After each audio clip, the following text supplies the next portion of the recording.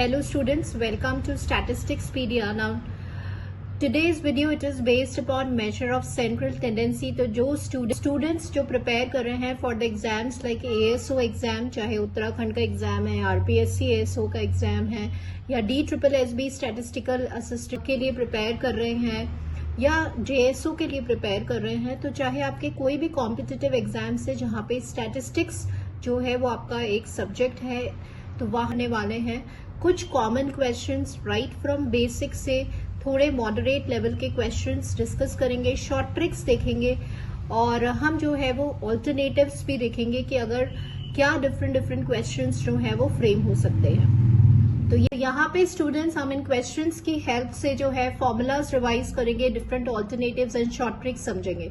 So first question में आपको mean given है, दैट इज 2.6। आपको वैल्यू ऑफ पी निकालनी है। तो ये जो सीरीज है इस सीरीज को हम कहते हैं डिस्क्रीट सीरीज, जहां पे आपका वेरिएबल आ गया और फ्रीक्वेंसी आ गया। तो हमेशा ध्यान रखिए कि जब भी आपकी डिस्क्रीट सीरीज है और आपको मीन का फॉर्मूला लगाना है, तो जो मीन का फॉर्मूला होता है वो होता है आपका summation F x divided by summation of F, right. तो क्वेश्चन में मीन आपको 2.6 गिवन है, फ्रीक्वेंसीज गिवन है और ये गिवन है, तो आपको सिंपल इसको मल्टीप्लाई करना है and then you have to sum. तो जब आप मल्टीप्लाई और सम करेंगे तो ये आपके पास आ जाएगा 4p and this is 10 divided by total f। तो इसका टोटल आप देख लीजिए, तो ये आपका हो जाएगा 10 and this is your 19 plus p हो गया, राइट। अब स्टूडेंट्स यहाँ पर जब हम कर रहे हैं तो आप इन सबको ऐड कर लीजिए, that is equals to 20 and this is your 28, right। तो 48 हो गया plus 4p divided by 19 plus p। Maximum students जो हैं वो क्या फॉलो करेंगे कि सबसे पहले हम आप एक मेथड फॉलो करेंगे जो अब तक हम फॉलो करते आ रहे हैं कि 2.6 है, आप सिंपल क्रॉस मल्टीप्लाई करेंगे, 48 प्लस 4p करेंगे, देन मल्टीप्लाई करेंगे एंड सबट्रैक्ट करके p की वैल्यू लगाएंगे। बट दिस मेथड यहाँ हम फॉलो ये मेथड नहीं करेंगे students. Why? Because objective paper है, टाइम का हमारा एक बिगेस्ट कंस्ट्रेंट रहता है। तो जब भी इस टाइप के क्वेश्चंस आएंगे, शॉर्ट ट्रिक क्या अप्लाई करनी है, ऑप्शंस पे जाइए, आपको p की वैल्यू निकालनी है, यहाँ पर फर्स्ट वैल्यू रखिए, सब्सटीट्यूट करिए और देखिए आपको RHS मिल रहा है, लेफ्ट हैंड साइड 2.6 वैल्यू मिल रहा है या नहीं। Don't solve by this. अगर कैलकुलेशन डिफिकल्ट है, टाइम लग रहा है, तो क्या करना है, p की वैल्यू डालिए जो ऑप्शंस में से है। So go for options. तो ये हमारी अब शॉर्ट ट्रिक हो गई, right. So once you put the value, तो ये आपका हो गया 48 plus 4 and this is your 20, तो ये आपका हो गया 52 by 20 and once you will solve 22 of 41 2.0160 2.6 आ गया, मतलब that is equals to LHS। तो आगे सॉल्व करने की जरूरत नहीं है। The answer for this will B 1। So students, ये क्वेश्चन दिखने में बहुत इजी था, बट यहाँ पे मैंने इस क्वेश्चन को इसलिए कंसिडर किया है just to make you understand कि जब इस टाइप के कैलकुलेशंस डिफिकल्ट हैं, ऑप्शंस लीजिए, चाहे किसी भी क्वेश्चन में ऑप्शंस पे वैल्यूज रख के देखिए, क्योंकि ये सॉल्व करना ज्यादा इजी होता है, राइट। नेक्स्ट क्वेश्चन देखिए। In the frequency distribution, if di is the deviation of the variance from a number, then the mean is given to you। तो यहाँ पर ये क्वेश्चन मैंने इसलिए लिया है so that to make you understand कि सारे जितने भी टॉपिक्स आप स्टैटिस्टिक्स में कर रहे हैं उसकी फॉर्मूलाज आपको बहुत अच्छे से याद होने चाहिए, क्योंकि इस टाइप के क्वेश्चंस फ्रेम होते हैं, राइट। अब यहाँ पे आपसे नोटेशंस पूछ लिए जा रहे हैं कि बताइए एल क्या है। तो आपको पता है कंटिन्यूअस फ्रीक्वेंसी डिस्ट्रीब्यूशन में मीडियन मीन का एक फॉर्मूला होता है, शॉर्टकट मेथड जिसे हम कहते हैं। तो एल आपका होता है लोअर लिमिट, डी आपका डेविएशन होता है। और एक बार ये भी रिवाइज कर लीजिए कि ये जो डेविएशन होता है उसको हम x माइनस ए कहते हैं, जहां पे ए आपका अज्यूम्ड मीन है। आपका मिड वैल्यू होता है, क्योंकि कंटिन्यूअस सीरीज में ले रहे हैं तो मिड वैल्यू, और अगर डिस्क्रीट सीरीज में ले रहे हैं तो एज इट इज हम x जो भी वैल्यू है उसको हम कंसिडर करते हैं। What is f? f is a frequency. Question में पूछ लिया कि l बताएं, तो l जो होता है वो आपका होता है लोअर लिमिट। नेक्स्ट देखिए, the average of the first 50 natural numbers be what? Now this is a very good question। चाहे आपसे 100 नेचुरल नंबर्स पूछे, 200 नेचुरल नंबर्स, आपको क्विकली फाइंड करना आना चाहिए। तो यहाँ पे एक फॉर्मूला मैं आपको बता रही हूँ जो आपकी फॉर्मूला लिस्ट में जाएगा। आप सेपरेटली अपने सेल्फ नोट्स प्रिपेयर करें और उनको कॉन्स्टेंटली रिवाइज करते रहें। तो देखिए स्टूडेंट, सबसे पहले फर्स्ट एन नेचुरल नंबर्स का मीन आपको याद होना चाहिए। नेचुरल नंबर्स कौन से होते हैं? 1 2 3 अप टिल एन। अभी आपको मीन निकालना है। मीन मतलब सबका sum divided by total values, that is N.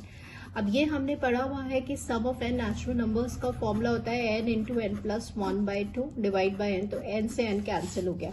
This is a formula students कि अगर आपको एन नेचुरल नंबर्स का मीन निकालना है तो उसका फॉर्मूला होता है एन प्लस 1/2। अब क्वेश्चन में एन की वैल्यू कुछ भी दे दिया जाए, जैसे यहाँ पर एन आपको 50 पूछा है, तो आपको सिंपल ये लर्न होना चाहिए। यहाँ पे आप वैल्यू रखेंगे तो 50 + 1 दैट इज, अब आप जब सॉल्व करेंगे तो कैसे सॉल्व हो जाएगा? फॉर्मूले में डाल के 51/2। तो ये आपका कितना आ गया? 2 2 = 4, 2 5 = 10.5, 25.5 विल बी द आंसर। अब ये आपके लिए एक शॉर्ट ट्रिक हो गई। चाहे यहाँ पे कितना भी बड़ा नंबर हो, आपको सिंपल याद रखना है नेचुरल नंबर्स का मीन होता है n + 1/2 और वैल्यू रखिए and got the answer. So here the answer will be this. Next देखिए, the sum of the square of the deviation of the variates from the arithmetic mean is always. So यहाँ पे mean की properties आ गई, तो एक बार हम quickly revise कर लेते हैं। देखिए मीन की प्रॉपर्टीज क्या होती है? Summation x - x bar is always 0।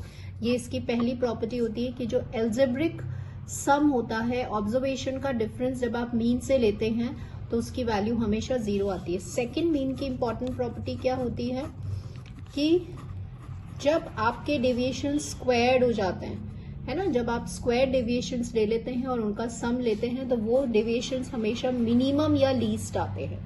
ये इसकी सेकंड प्रॉपर्टी होती है। अब ये क्वेश्चन स्टूडेंट्स डिफरेंट फॉर्मेट में आ सकता है। देखिए सपोज अगर आपके पास ये कोई क्वेश्चन आ गया और आपसे बोल दिया कि ये जो वैल्यू है ये मिनिमम है, तो बताओ ए की वैल्यू क्या होगी। तो अगर आपको मीन की प्रॉपर्टी याद है तो आप इजीली कर पाएंगे। आपको पता है कि जो स्क्वायर डेविएशंस हैं, अगर ऑब्जर्वेशन का डिफरेंस आप मीन से ले रहे हैं और वो डिफरेंस अगर स्क्वायर हो रहा है तो वो हमेशा कैसा होता है? मीन होता है। तो इसी प्रॉपर्टी को इस फॉर्म में भी पूछा जा सकता है। तो आंसर क्या हो जाएगा? ए की वैल्यू क्या हो जाएगी? मीन हो जाएगी। तो यहाँ हमने इसी प्रॉपर्टी को यूज किया है। तो यहाँ पे सिंपल डायरेक्ट स्टेटमेंट पूछ लिया जाता है आपसे कि जो सम ऑफ द स्क्वायर डेविएशंस हैं, सबसे इंपॉर्टेंट यहाँ पे स्क्वायर डेविएशंस होने चाहिए मीन से, तो वो हमेशा होंगे मिनिमम या लीस्ट।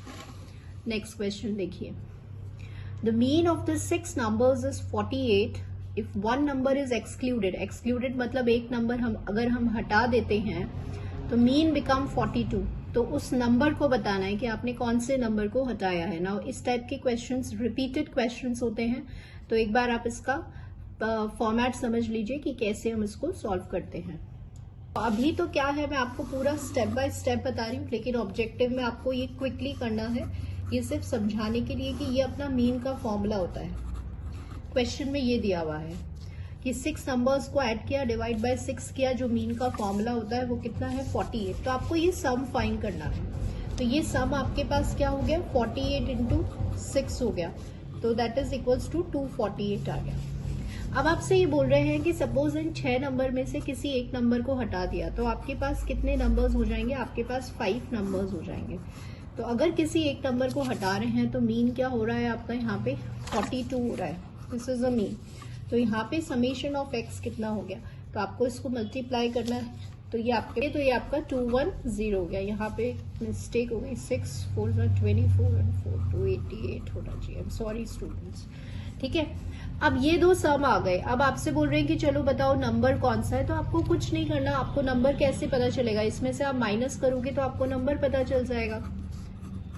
जब आप माइनस करेंगे तो ये आ रहा है आपका 78। तो दिस इज अ नंबर। तो इस टाइप के क्वेश्चन जब कोई भी नंबर्स एक्सक्लूड हो जाते हैं तो अल्टीमेटली हम यहाँ पे कर क्या रहे हैं?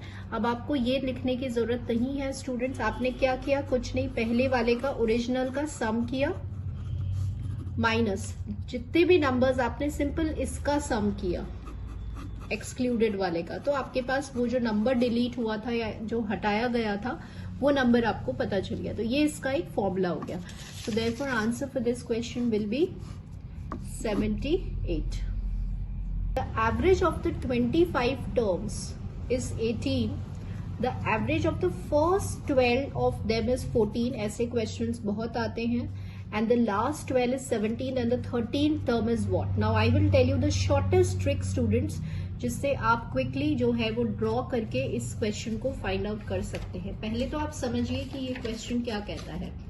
आपके पास टोटल नंबर ऑफ टर्म्स कितनी है, 25 टर्म्स है, ठीक है। आपको इसको ड्रॉ करके करना है। जब इस टाइप के क्वेश्चन आते हैं तो आप यहाँ पे इस पे ड्रॉ कर लीजिए, ये आपको बहुत अच्छे से समझ में आएगा। दैट इज आपके पास ये 12 टर्म है, ये 13 टर्म, 14 और ये 25 टर्म्स है। तो आपसे बोल रहे हैं कि पहले 25 टर्म्स का जो एवरेज है वो कितना है, 18 है। तो अगर मुझे इस पूरे का सम देखना है तो कैसे करेंगे आप? अभी अभी आपको बताया summation of x upon total terms is equals to mean, ये मीन का फॉर्मूला है। तो इन सारी टर्म्स को जब ऐड करेंगे इनका समेशन क्या आएगा, 25 इंटू 18, 25 इंटू 18, तो ये आपका आ गया 450। मैंने इसका सम लिख दिया एज 450 टोटल का। अब आगे पढ़िए। The average of the first 12 term is 14। अब क्वेश्चन ने क्या बोला कि जो पहली 12 टर्म्स है, मतलब ये वाली, ये पहली 12 टर्म्स, इसका मीन दिया हुआ है 14। तो अगर मुझे ये वैल्यू का सम निकालना है तो आप क्या करेंगे, 14 इंटू 12 कर लेंगे। वापस से हम इसी लॉजिक को यूज कर रहे हैं, ठीक है। तो यहाँ आपने 14 इंटू 12 कर लिया तो आपके पास कितना आ जाता है, 168। ये पहली 12 टर्म्स का सम हो गया, दैट इज 168। अब आगे बढ़िए। एंड लास्ट 12 टर्म्स इज 17, और जो आखिरी की लास्ट की जो 12 टर्म्स है उसका मीन दिया हुआ है 17। तो 13th टर्म निकालना है आपको। तो क्वेश्चन क्या कह रहा है कि अभी मुझे ये वाला टर्म निकालना है कि ये वैल्यू क्या होगी, और यहां से यहां तक का आपको मीन 17 गिवन है। तो फिर से हम ये वाला लॉजिक निकाल लेंगे, हम सम निकाल लेंगे। तो सम कैसे निकालेंगे आप, 12 इंटू 17 करेंगे तो आपके पास आ रहा है 204, राइट। तो ये आ गया आपका सम 204। तो अभी हमने कुछ नहीं किया स्टूडेंट्स, मीन का फॉर्मूला लगाया और समेशन ऑफ एक्स निकाला है। अब देखिएगा ये पूरा 405 था, ये भी पता है, ये भी पता है। तो अब आपको समझ में आ गया होगा इस पूरे में से अगर हम इसको और इसको माइनस कर देंगे तो हमें ये वाला वैल्यू मिल जाएगा, ठीक है। तो देखिएगा 450 में से, इस टोटल में से, पूरे में से आप इसको हटा रहे हैं, ये वाला हट गया और ये वाला हट गया। तो जब ये दोनों हट जाएंगे तो बीच वाली वैल्यू हमें पता चल जाएगी। तो 168 और 204 को हमें हटाना है। तो once you will remove this, तो ये आपका 12 आ जाएगा, this will be 7 and this will be your 372। तो जब आप इसको सॉल्व करेंगे तो ये आपका आ जाएगा 78, ठीक है। सो आंसर, ये 13th टर्म से पूछा था आपसे कि क्या होगा, तो 13th term will be your 78। This is how we solve the questions. हाँ, मैंने आपको एक एक ड्रॉ किया है, आपको रैंडमली करना है, हमने कुछ नहीं किया। टोटल समेशन एक्स में से ये जो आपको डिफरेंट पार्ट्स दिए थे उनके समेशन एक्स को सिंपल माइनस किया है तो हमें बीच वाली वैल्यू पता चल गई। Which measure of central tendency is least affected by the sampling fluctuations. तो अब ये आपके मेरिट्स आपको याद होने चाहिए, मीन, मीडियन, मोड, सबके मेरिट्स याद होने चाहिए, तभी आप ये सिंपल जो स्टेटमेंट बेस्ड क्वेश्चन है उसे सॉल्व कर पाएंगे। देखिए यहाँ पर इसका मतलब ये होता है कि अगर आप एक पॉपुलेशन में से अलग अलग सैंपल्स लेते हैं तो ऑन एन एवरेज उसका जो मीन होता है वो ऑलमोस्ट, उनके बीच का डिफरेंस बहुत कम होता है, उनके बीच में जो वेरिएशंस हैं, जो डिफरेंस है वो बहुत कम होते हैं, राइट। तो बताइए ऐसा कौन सा मेजर है जो सबसे ज्यादा स्टेबल है। अभी आप बिल्कुल ध्यान से सुनिएगा स्टूडेंट्स, इसी क्वेश्चन का दूसरा फॉर्म मैं बोल रही हूँ कि which measure of central tendency it is the most stable measure. कौन सा मेजर ऑफ सेंट्रल टेंडेंसी सबसे ज्यादा स्टेबल है? स्टेबल मतलब कि जो लीस्ट इफेक्ट हो रहा है सैम्पलिंग फ्लक्चुएशन से, तो वो होता है मीन। आपने इसका ऑल्टरनेटिव स्टेटमेंट भी समझ लिया कि सैम्पलिंग वेरिएशन से जो सबसे ज्यादा कम इफेक्ट होता है या सबसे stable major of central tendency कौन होता है? मीन होता है। So answer for this question will be arithmetic mean. Next देखिए, the weighted mean of the n natural numbers, the weights being the square. Now this is a formula. अब ये एक तरह का फॉर्मूला है, अगर आप कोई फॉर्मूले इसका सेपरेट नोट्स प्रिपेयर कर रहे हैं उसमें जाएगा ये। डायरेक्ट फॉर्मूला आपको ये लर्न होना चाहिए। पहले हम क्वेश्चन समझते हैं। क्वेश्चन क्या है, देखिए सबसे पहले तो आपको ये पता होना चाहिए कि वेटेड अरिथमेटिक मीन। तो वेटेड अरिथमेटिक मीन का फॉर्मूला होता है summation W x upon summation W. तो आप यहाँ पे इसको थोड़ा रिलेट कर सकते हैं इससे। ये आपने फॉर्मूला पढ़ा है मीन का डिस्क्रीट सीरीज के लिए। तो फ्रीक्वेंसीज कुछ नहीं होते, वेट्स ही होते हैं, ठीक है। सो ये वही फॉर्मूला है, बस फ्रीक्वेंसी की जगह वेट्स हो गया, क्योंकि उसमें रिलेटिव इंपॉर्टेंस आ जाती है आपके जो भी कमोडिटीज हैं उसकी, इसलिए इसको बोलते हैं वेटेड मीन। अब एक बार क्वेश्चन पढ़ते हैं। इसमें बोला है the weighted mean of the first and natural numbers. तो मतलब x तो आपका 1 2 3 और n हो गया। The weights being the weights क्या होने चाहिए, square of the corresponding numbers. Weights क्या है, इन सारे नंबर्स के स्क्वायर्स हैं, ये वेट्स हो गए, ठीक है। तो अगर हम wx निकालते हैं तो जब आप इसको मल्टीप्लाई करेंगे तो ये इस तरह से बनेगा, राइट। अब आपका फॉर्मूला क्या है वेटेड मीन का, समेशन wx। तो इसका मतलब ये हो गया upon summation w। Summation w मतलब ये हो गया। अब इसको आपको एज अ फॉर्मूला याद करना है, क्योंकि इतना टाइम हमारे पास नहीं रहेगा। आपके पास cube of n natural numbers का फॉर्मूला होता है n स्क्वायर, n प्लस 1 का स्क्वायर बाय 4, और square of n natural numbers का n into n plus 1, 2n plus 1 by 6 होता है। देख रहे हैं ये कैंसिल हो गया, तो ये हो गया n इंटू n प्लस 1, ये 2 से कैंसिल हो गया तो ये 3 हो गया, 2 इंटू n प्लस 1। तो ये आपका फॉर्मूला है स्टूडेंट्स, ये आपकी फॉर्मूला लिस्ट में जाएगा। क्या फॉर्मूला है, ये किसका फॉर्मूला है, वेटेड अरिथमेटिक मीन का फॉर्मूला है, जहां पे वेट्स क्या होंगे, n नेचुरल नंबर्स के स्क्वायर्स होंगे, ठीक है। तो ये भी ध्यान रखना है, तभी आपको ये याद होगा। सो आंसर क्या हो गया आपका 3n n plus 1 divided by 2 नहीं है इसमें, 3n n plus 1 2 into 2n plus 1 will be the answer. तो बिल्कुल ध्यान रखना है, जैसे यहाँ डिनोमिनेटर में 2 नहीं था, हमारे फॉर्मूले में 2 है, यहाँ 2 नहीं था, तो दैट्स व्हाई ये आपका ऑप्शन हो गया। नेक्स्ट सीखते हैं the simple and the weighted mean of the first and natural numbers, the weights being the corresponding numbers. Again this is a formula students, तो बिल्कुल याद रखना है, ठीक है। अब यहाँ पे सिंपल मीन पूछा है। देखिए फॉर्मूला क्या, क्वेश्चन क्या है कि आपके पास x जो है वो n नेचुरल नंबर्स है और वेट्स क्या है, कॉरेस्पॉन्डिंग नंबर्स, मतलब ये जो है वो के वो ही आपके वेट्स हैं। तो आपसे बोल दिया कि फर्स्ट एंड नेचुरल नंबर्स का सिंपल मीन बताइए। तो सिंपल मीन तो अब आपको ये फॉर्मूला अभी मैंने आपको सॉल्व करके भी बताया था, ये होता है। तो वो हमने लर्न किया था n प्लस 1/2, ठीक है। अभी प्रीवियसली हमने एक क्वेश्चन भी देखा था जिसमें n क्वेश्चन में 50 था, तो ये n प्लस 1/2 तो सिंपल मीन हो गया, this is simple mean. Weighted mean का फॉर्मूला आपको पता है, दिस डिवाइड बाय दिस। तो जब आप इसको इससे मल्टीप्लाई करेंगे तो ये आपका इस तरह से स्क्वायर का फॉर्मूला बनेगा और वेट्स आपका ये बनेगा। And once you will solve n plus 1/6 और ये होता है n इंटू n प्लस 1/2, तो ये कैंसिल हो गया और आपका आंसर होता है 2n प्लस 1/3। ये वेटेड मीन का फॉर्मूला है। अल्टीमेटली अभी आपने 2 फॉर्मूलेज लर्न किया है वेटेड मीन का। एक आपका फॉर्मूला क्या था स्टूडेंट्स, ये वाला 3n plus 1 twice divide by 2n plus 1, ये कब था, जब वेट्स क्या हो जाएंगे, स्क्वायर हो जाएंगे। और ये वाला फॉर्मूला 2n प्लस 1/3 जब वेट्स आपके सिंपल 1 से लेकर n तक रहेंगे, ठीक है। सो सिंपल मीन तो हमारा है n प्लस 1/2 और वेटेड मीन है 2n प्लस 1/3। तो यहाँ पे यही पूछा जा रहा है, तो ये आंसर हो गया आपका दिस।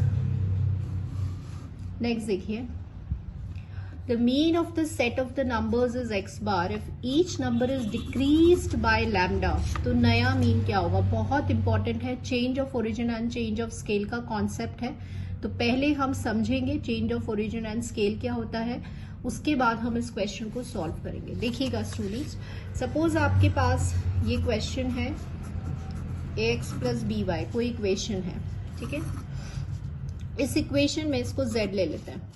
इस इक्वेशन में आप जब किसी भी कांस्टेंट को मल्टीप्लाई करते हैं तो आपको पता है कि ये स्केल होता है, किसी भी कांस्टेंट को आप ऐड करते हैं या सब्ट्रैक्ट करते हैं तो ये आपका ओरिजिन होता है। तो अब ये बहुत इंपॉर्टेंट प्रॉपर्टी है कि क्या मीन किससे अफेक्ट होता है, ओरिजिन से होता है कि स्केल से होता है।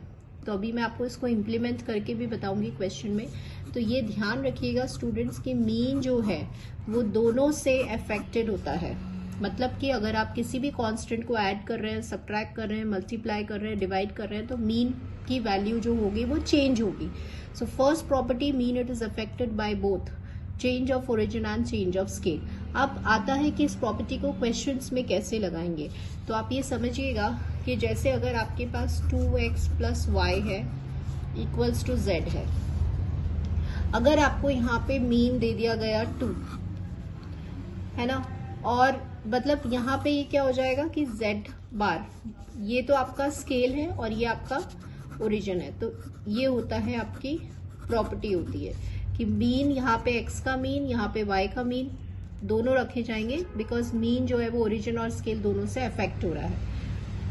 कि अगर आपका कोई भी सीरीज का मीन x बार है और आपने उस सीरीज के हर नंबर को लैम्डा से सब्ट्रैक्ट किया है, कहने का मतलब क्या है, सीरीज x थी, इस सीरीज को लैम्डा से सब्ट्रैक्ट किया, ये आपका z है, तो नया मीन क्या होगा। तो आई टोल्ड यू कि आप चाहे सब्ट्रैक्ट करें, मल्टीप्लाई, डिवाइड कुछ भी करें, मीन जो है वो अफेक्ट होगा।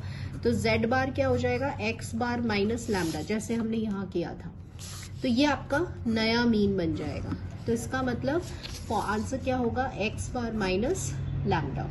अब स्टूडेंट्स यही क्वेश्चन अगर आपको ऐसा होता 2x कि x बार तो ओरिजिनल सीरीज है, अब इस सीरीज को 2 से मल्टीप्लाई कर दिया, 2 से मल्टीप्लाई कर दिया, तो नई सीरीज का मीन क्या होगा, तो 2 इंटू एक्स बार हो जाएगा। ठीक है, अगर x बार की वैल्यू सपोज 4 थी तो यहाँ पे नई सीरीज का मीन क्या हो जाएगा, 8 हो जाएगा। इस टाइप के क्वेश्चंस आते हैं आपके, और ऐसे हम इम्प्लीमेंट करते हैं स्केल और ओरिजिन की प्रॉपर्टी को।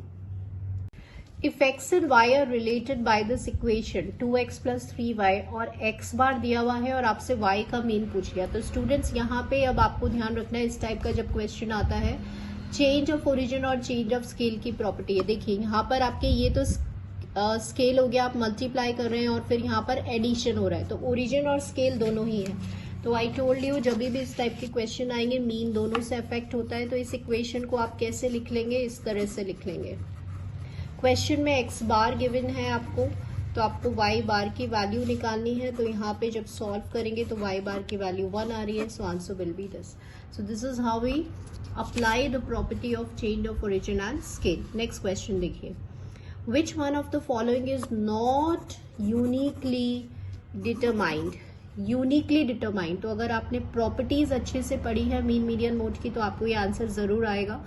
मतलब यूनिक मतलब होता है एक वैल्यू होनी चाहिए, ठीक है, लेकिन इनमें से कोई एक मेजर ऐसा है जिसकी एक वैल्यू नहीं होती है, एक से ज्यादा वैल्यू भी हो सकती है। जैसे आप किसी भी क्वेश्चन का मीन निकालोगे तो चाहे कितने भी स्टूडेंट्स, अगर आपको क्लास में क्वेश्चन दे दिया जाए और आपसे बोले कि मीन निकालो, तो सबका आंसर सेम ही आने वाला है, यूनिक वैल्यू आने वाली है, राइट। मीडियन है तो यूनिक वैल्यू आने वाली है, लेकिन कोई एक मेजर ऐसा है जिसमें यूनिक नहीं बल्कि 2 वैल्यूज आने की पॉसिबिलिटीज रहती है, या उससे ज्यादा भी पॉसिबिलिटीज रहती है, तो वो होता है आपका मोड।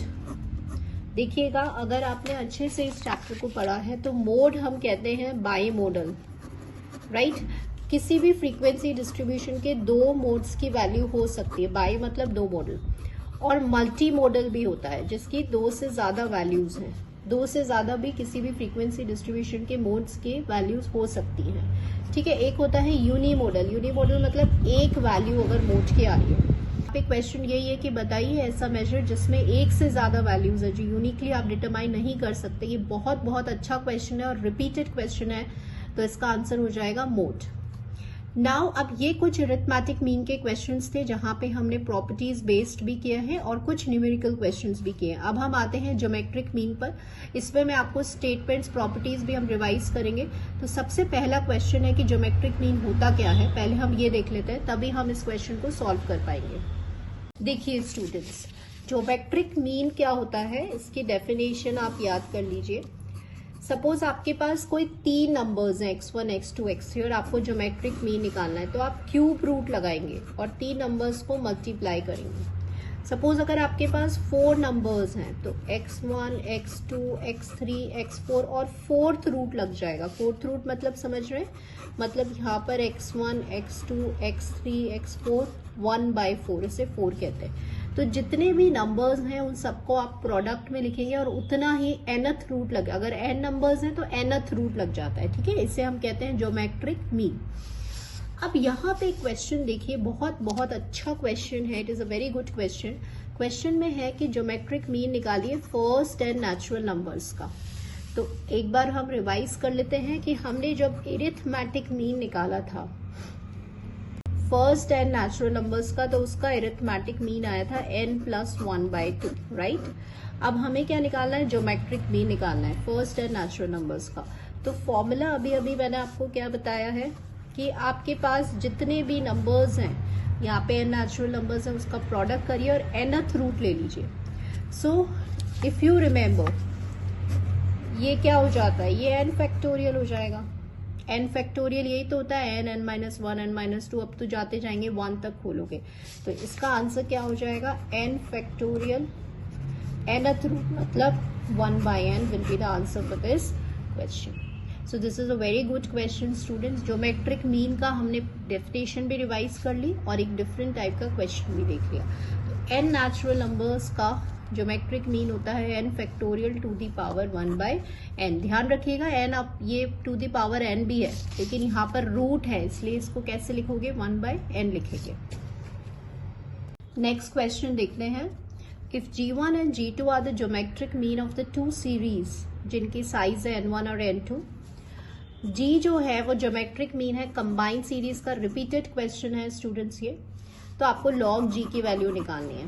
तो सबसे पहले यहाँ पर आपको समझ में आ गया कि कंबाइंड ज्योमेट्रिक मीन का फॉर्मूला आपको ये लर्न होना चाहिए और इसके डिफरेंट डिफरेंट फॉर्म्स होते हैं। तो कंबाइंड ज्योमेट्रिक मीन का फॉर्मूला क्या होता है, G1 N1 G2 N2 upon 1/N1 plus N2 होता है, ठीक है। ये कंबाइंड ज्योमेट्रिक मीन का फॉर्मूला है। अगर अब यहाँ देखिए मैंने कोई लॉग नहीं लिया है, once I will take the log, तो लॉग की प्रॉपर्टी लगा देंगे। सो अभी देखिए जब आप इसमें लॉग ले लेंगे तो ये हो जाएगा n1 log G1 plus n2 log G2, right. तो ये हमारा log G का है। तो समटाइम्स इस फॉर्म में भी आ सकता है, दिस इज विदाउट लॉग, और जब आपने लॉग लिया तो ये फॉर्मूला आ गया। तो अब आपसे यहाँ क्वेश्चन में log G की वैल्यू पूछी जा रही है, तो वो क्या हो रहा है, n1 log G1 plus n2 log G2 upon n1 plus n2, that means answer will be this. Next question देखिए। Now this is a property based question, ठीक है। ज्योमेट्रिक मीन की प्रॉपर्टी है, वेरी वेरी गुड क्वेश्चन। देखिए G1 G2 जो है आपके पास दो सीरीज है, एक सीरीज X है जिसका ज्योमेट्रिक मीन G1 है, एक सीरीज Y है जिसका ज्योमेट्रिक मीन G2 है। आपसे बोल रहे हैं कि XI और YI, आप इन दो सीरीज को मल्टीप्लाई कर रहे हैं तो उसका ज्योमेट्रिक मीन बताइए। तो students this is a property based question. तो पहले हम समझ लेते हैं कि ये क्वेश्चन क्या है।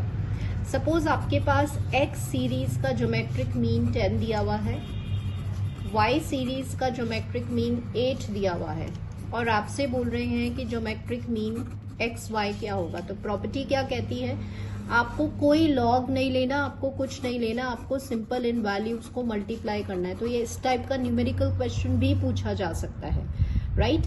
अब आपसे एक और ये प्रॉपर्टी है ज्योमेट्रिक मीन की, आपसे x अपॉन y भी पूछ लिया जाता है। तो व्हाट आई टोल्ड कि इन ज्योमेट्रिक मीन में जब इस टाइप की क्वेश्चंस आते हैं तो हमें सिंपल वैल्यू पे ऑपरेट करना होता है, कोई लॉग नहीं लेना, कुछ नहीं लेना। तो यहाँ पर x की वैल्यू 10 है और y की वैल्यू 8 है, तो ये हो जाएगा। तो ये मैंने आपको न्यूमेरिकल फॉर्म में समझा दिया। तो समझ में क्या आया आपको स्टूडेंट्स, अगर हम इसको स्टेटमेंट या प्रॉपर्टी में डालें कि अगर प्रोडक्ट या डिवाइड कर रहे हैं और ज्योमेट्रिक मीन पूछा जा रहा है तो हम क्या कर रहे हैं, x के ज्योमेट्रिक मीन को y के ज्योमेट्रिक मीन की वैल्यू से सिंपल मल्टीप्लाई कर रहे हैं। तो यहाँ पर देखिएगा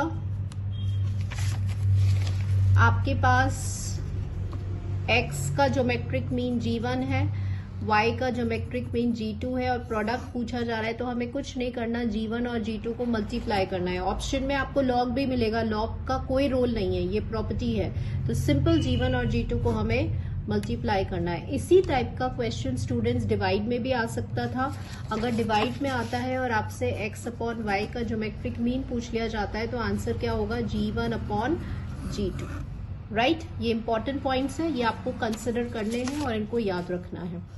नेक्स्ट क्वेश्चन देखिए, ये सबसे इंपॉर्टेंट, सबसे रिपीटेड, फ्रीक्वेंटली आस्क्ड क्वेश्चन है बहुत सारे एग्जाम्स में, और इसकी मैं आपको ट्रिक बताने वाली हूँ। क्वेश्चन क्या है कि आपको अरिथमेटिक मीन दिया हुआ है, आपको ज्योमेट्रिक मीन दिया हुआ है, और आपसे बोल रहे हैं कि चलो बताइए दो नंबर्स कौन से हैं। जब इस टाइप का क्वेश्चन आता है स्टूडेंट्स, तो आप ऑप्शन से चेक करेंगे, you will go for options. BSc में, एमएससी में ट्रेडिशनल मेथड्स पढ़े थे, a+b/2 एंड रूट ab, उससे नहीं करना है, ऑप्शंस पे जाइए।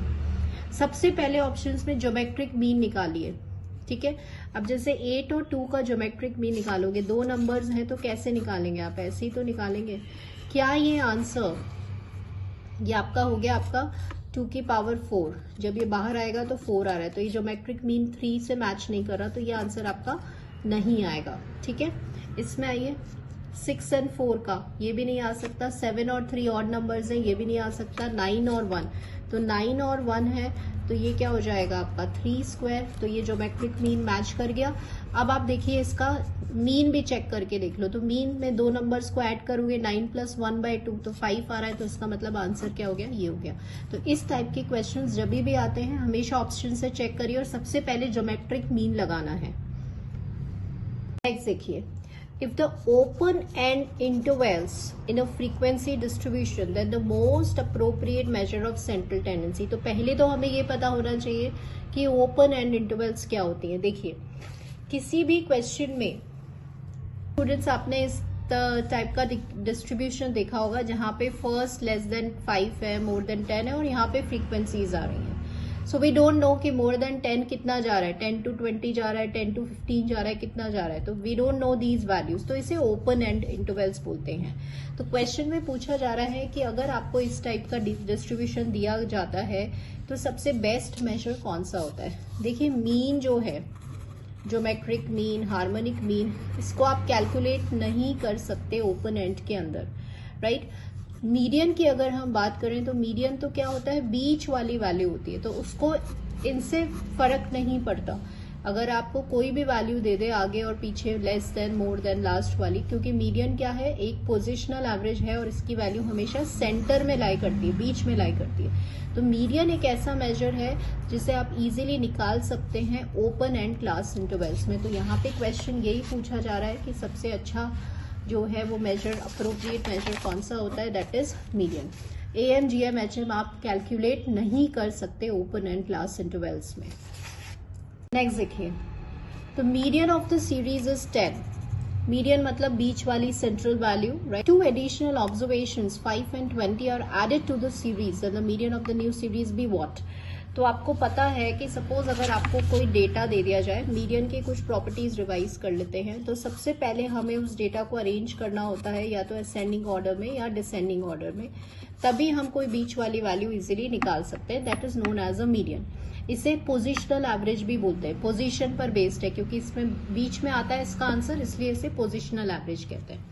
अब आप समझिए क्वेश्चन क्या कह रहा है कि अगर हमने अभी तक जो मीडियन का आंसर था वो 10 था इस सीरीज का, और सपोज अगर आपने कोई दो नई वैल्यूज ऐड कर दी 5 और 20, तो 5 कहीं बिगनिंग में आएगा क्योंकि आपने सपोज डेटा को असेंडिंग ऑर्डर में अरेंज करा है, तो सबसे छोटी या सबसे बड़ी वैल्यूज जब आप आके आएंगी तो बिगनिंग में आएंगी, राइट, लास्ट में आएंगी। तो क्या उससे मीडियन को फर्क पड़ेगा, तो उससे मीडियन को कोई फर्क नहीं पड़ने वाला है, क्योंकि मीडियन क्या आ रहा है, 10 आ रहा है, तो ये कहीं यहाँ बीच में लाई करेगा। तो अगर आपने यहाँ पे इन दो वैल्यूज को ऐड करा है तो कहीं वो बिगिनिंग में आएंगे और मीडियन हमेशा बीच में रहता है, तो इसलिए मीडियन की वैल्यू 10 ही रहने वाली है। नेक्स्ट क्वेश्चन है आपका, the harmonic mean of the frequency distribution. आपको डिस्क्रीट डेटा दिया हुआ है और यहाँ पे आपको हार्मोनिक मीन कैलकुलेट करना है। उससे पहले स्टूडेंट्स आपको पता होना चाहिए हार्मोनिक मीन की कई बार डेफिनेशन जो है वो भी आ जाती है स्टेटमेंट फॉर्म में एग्जाम्स के अंदर। तो हार्मोनिक मीन अब तक आपने क्या पढ़ा है, हमें ये पता है कि रेसिप्रोकल होता है एरिथमेटिक मीन का, लेकिन इसमें एक वर्ड ये आपको याद रखना है कि एरिथमेटिक मीन का रेसिप्रोकल तो होता है, लेकिन रेसिप्रोकल आपके ऑब्जर्वेशंस का भी होता है। ठीक है, अब इसको समझिएगा। मतलब हार्मोनिक मीन का फॉर्मूला होता है n समेशन 1/x। ऑब्जर्वेशंस का भी रेसिप्रोकल लिया जाता है। ये क्या है, जब आपका सिंपल डेटा गिवन है, राइट, अनग्रुप्ड या रॉ डेटा गिवन है, तो हार्मोनिक मीन का ये फॉर्मूला है। अगर आपका डेटा डिस्क्रीट है, डिस्क्रीट मतलब जहाँ पे x और f है, तो हार्मोनिक मीन का फॉर्मूला क्या होता है, n समेशन f/x, ये फॉर्मूला हो जाता है। ऐसे ही आपको कंबाइंड हार्मोनिक मीन का भी फॉर्मूला लर्न होना चाहिए। तो यहाँ पे आपको x और f गिवन है, तो अभी आप ये वाला फॉर्मूला लगाएंगे, this one n summation f/x। तो n मतलब होता है सारी फ्रीक्वेंसीज, n मतलब क्या होता है, समेशन f। तो सारी फ्रीक्वेंसीज का जब आप समेशन f निकालेंगे तो यहाँ पे आ रहा है 7, 8, 9, 10 आ रहा है, राइट। तो अब आप देखिए ये हो जाएगा 10। देन वी हैव फ्रीक्वेंसीज, तो फ्रीक्वेंसी हो गई आपकी 1/3, then we have 2/6, 3/9 and we have 4/12। ये वाला फॉर्मूला अप्लाई कर रहे हैं, तो ये आपका सॉल्व करोगे तो ये सारे 1/3, अभी ऊपर चला गया 4 आ गया, तो ये आ गया 30/4, 28.2, 7.5 will be the answer. 7.5 will be the answer for this question. अब हम कुछ क्वेश्चन स्टेटमेंट बेस्ड क्वेश्चंस देख लेते हैं। देखिए क्वेश्चन क्या है, mode can be computed from histogram. तो अब आपको पता होना चाहिए। सबसे पहले हम देखते हैं, देखिए AM, GM, HM को आप ग्राफिकली प्लॉट नहीं कर सकते, ठीक है। AM, GM, HM को, मीडियन को आप ग्राफिकली प्लॉट कर सकते हैं। किसकी हेल्प से प्लॉट कर सकते हैं आप मीडियन को ग्राफिकली? ओजाइव्स की हेल्प से। ये याद रखना, ये रिपीटेड क्वेश्चन है। ओजाइव्स, ओजाइव्स मतलब ऐसे मोर देन और लेस देन, जिस पॉइंट पे इंटरसेक्ट होता है, ये इंटरसेक्शन पॉइंट आपको क्या देता है, मीडियन देता है। तो ये जो आप मोर देन और लेस देन का जो कर्व बनाते हैं, इसे ओजाइव्स कहते हैं, क्यूमुलेटिव फ्रीक्वेंसी कर्व्स। तो ये आपको मीडियन देता है। तो मीडियन को आप ग्राफिकली प्लॉट कर सकते हैं। बिल्कुल ऐसे ही स्टूडेंट्स, अगर आप जब हिस्टोग्राम बनाते हैं इस तरह से, तो ये जो हाईएस्ट ये वाला वैल्यू है, हाईएस्ट हिस्टोग्राम का ये वाला वैल्यू, ये आपको मोड देता है। तो अभी आपको दो बातें समझ में आ गई कि मीडियन को ओजाइव्स की हेल्प से रिप्रेजेंट किया जाता है और मोड को हिस्टोग्राम्स की हेल्प से ग्राफिकली रिप्रेजेंट किया जाता है। तो अब क्वेश्चन में देखिए, क्या ये स्टेटमेंट ट्रू है? तो ये स्टेटमेंट बिल्कुल सही है। नेक्स्ट देखिए, median it is not independent of change of scale. अब जैसे आपने मीन का समझा था कि मीन को क्या इफेक्ट होता है क्या, तो मीन बिल्कुल इफेक्ट होता है ओरिजिन और स्केल से। बिल्कुल वैसे ही याद रखिए स्टूडेंट्स, मीडियन भी इफेक्ट होता है, दोनों से इफेक्ट होता है, ओरिजिन से भी होता है और स्केल से भी होता है, ये याद रखना है, ठीक है। तो आप देखिएगा क्वेश्चन में कह रहा है कि mean it is not independent. Not independent मतलब वो इफेक्ट होता है, वो डिपेंडेंट है किससे, स्केल से। तो ये दोनों ही स्टेटमेंट्स ट्रू है। तो यहाँ पे मैं ये स्टेटमेंट्स इसलिए लेकर आई हूँ आपको समझाने के लिए कि स्टेटमेंट बेस्ड और प्रॉपर्टी बेस्ड क्वेश्चंस भी आपको मिलेंगे। तो यहाँ पर आप देख रहे हैं कि दोनों ही स्टेटमेंट्स जो हैं वो बिल्कुल सही हैं। So answer will be both A and B. Next question देखिए,